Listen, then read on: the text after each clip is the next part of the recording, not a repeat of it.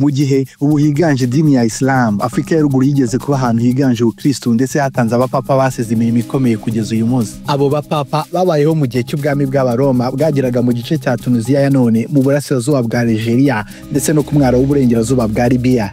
Professor Christophe Bulito, umunyamateka muri Kean University muri Amerika, ati Afrika ya ruguru muri Bibiliya yari umukandara w'ubukristo bwa kera. Mu gihe hagiye gutorwa papa mushya, abagatolika benshi bo muri Afrika bafite icyizere ko umwanya wa papa ushobora kugaruka kuri uyu mugabane ku nshuro ya mbere nyuma y'imyaka irenga 1500. Muri iyi nkuru turareba kuba papa batatu bo muri Afrika babanje n'uburyo bazanye kwizihiza Pasika ku cyumweru n'umunsi wa Saint Valentin.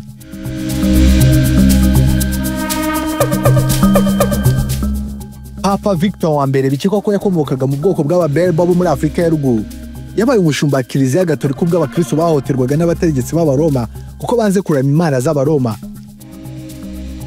Ashobora kubazwi cyane kuko yarashyizeho ko abakristo bizihiza Pasika ku munsi wo ku cyumweru. Mu kinyejana cya kabiri, amwe mu matsinda y'abakristo bo mu ntara y'ubwami bw'Abaroma ya Aziya ni muri Turukiya y'iki gihe bizihizaga Pasika ku munsi Abayahudi nabo bizihizaga umunsi bita Passover ujya gusa na Pasika, nubwo iyo minsi yabaga yageze ku minsi itandukanye y'icyumweru. Gusa abakristo bo muri Aziya bw'ubwo bwami bo bemeraga ko Yesu yazutse ari ku cyumweru, bityo ko Pasika igomba kwizihizwa buri gihe kuri uwo munsi. Impaka zigiye kuzuka kwe kwabereye zabaye ingorabahizi. Impaka za Pasika zayi ikimenyetso cy'amakimbirane hagati y'Uburasirazuba n'Uburengerazuba no kwibaza niba abakristo bakwiye kubahiriza imigenzo y'Abayahudi. Victor wa mbere yatumije sinodi ya mbere, inama y'abakuru ba Kiliziya Gatolika, gukemura izi mpaka. Ayitumiza yanaburiye ko azaca abasenyeri bashobora kwanga kwitabira iyo nama. Yabikoranye imbaraga n'itegeko kugira ngo bose bajye ku murongo umwe. Ikindi gice cy'ingenzi mu murage wa Papa Victor wa mbere kwari ugutangiza Ikilatini nk'ururimi rusange rwa Kiliziya Gatolika. Mbere Ikigereki cya kera nirwo rwari ururimi rw'ibanze muri misa ndetse n'itumanaho ryo muri Kiliziya. Victor wa mbere ubwe yandikaga kandi akavuga Ikilatini cyavugwaga cyane muri Afrika ya ruguru. Uwa kabiri ni Papa Militiad, byemerwa ko yavukiye muri Afrika. Mu gihe yari umushumba wa Kiliziya, ubukristo bwarakwiriye cyane mu bwami bw'Abaroma, amaherezo buhinduka idini rikuru ry'ubwami. Mbere y'ibi guhotera abakristo byari byarakwiriye henshi mu mateka y'ubwami bw'Abaroma. Gusa Prof Bulito avuga ko Militiad atari we wakwitirirwa izi mpinduka. Militiad yahawe n'umwami w'abami Constantine ingoro yo guturamo, abapapa wa mbere wagize ingoro yemewe izwi. Constantine kandi yamuhaye uruhushya rwo kubaka bazilika ya Laterana.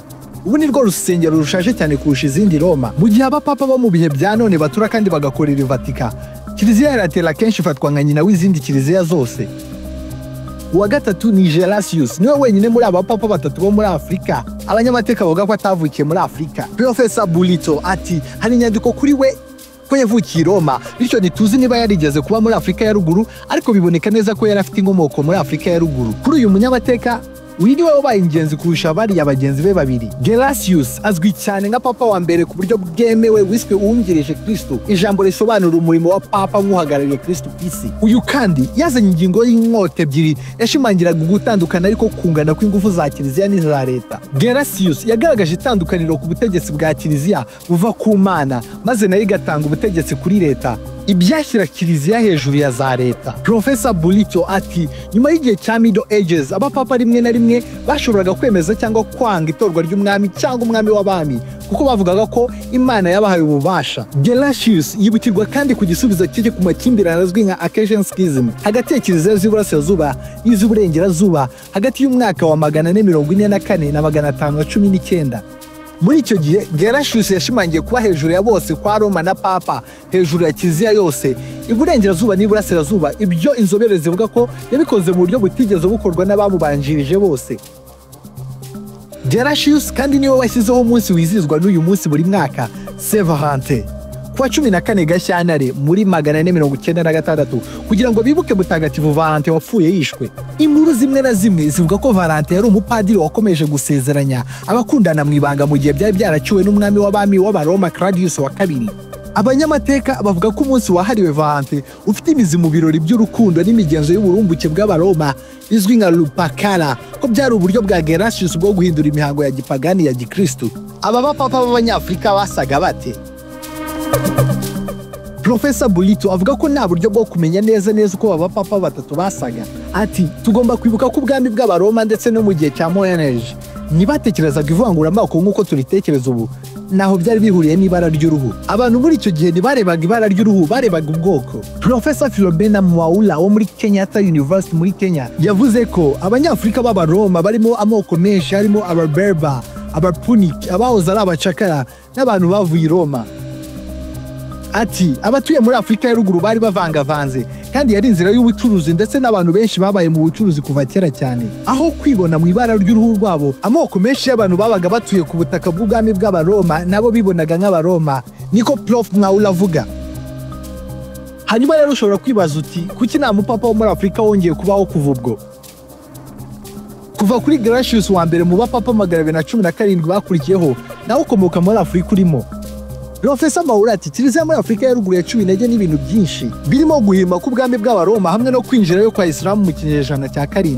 Gusa inzobere zimwe zivuga ko ukwiganza kwa Islam muri Afurika ya ruguru kutasobanura kuba Afurika yose itaragira papa mu myaka irenga 1500 ishize. Professor Bulito avuga ko uburyo baturamo papa mushya bwabaye umwihariko w'Abataliyani mu myaka myinshi ishize. Gusa avuga ko mu gihe gito kiri imbere hari amahirwe menshi yo kugira papa wo muri Afurika cyangwa Aziya kuko Abagatolika bo mu gice cy'isi y'epfo baruta cyane abo mu cyaruguru. Mu by'ukuri uyu munsi Kiliziya Gatolika irimo kwaguka vuba cyane muri Afurika yo munsi ya Sahara kurusha ahandi hose ku isi. Imibare iheruka yerekana ko mu 2023 muri Afurika hari Abagatolika 281,000. Abo ni 20% by'abayoboke b'iri dini ku isi yose. Abanyafurika batatu bari mu bashobora gusimbura Papa Francis. Abo ni Fridolin Ambongo Besungu wo muri Congo, Itakodo Apia Tutson wo muri Ghana na Robert Sala wo muri Guinea. Gusa Prof Mwaula avuga ko nubwo ubukristo bukomeye cyane muri Afurika, imbaraga za Kiliziya ziracyari mu majyaruguru. Yongera ati wenda nikomeza gukomera kuri uyu mugabane no kuyifasha, igihe kizagera habeho umupapa wo muri Afurika.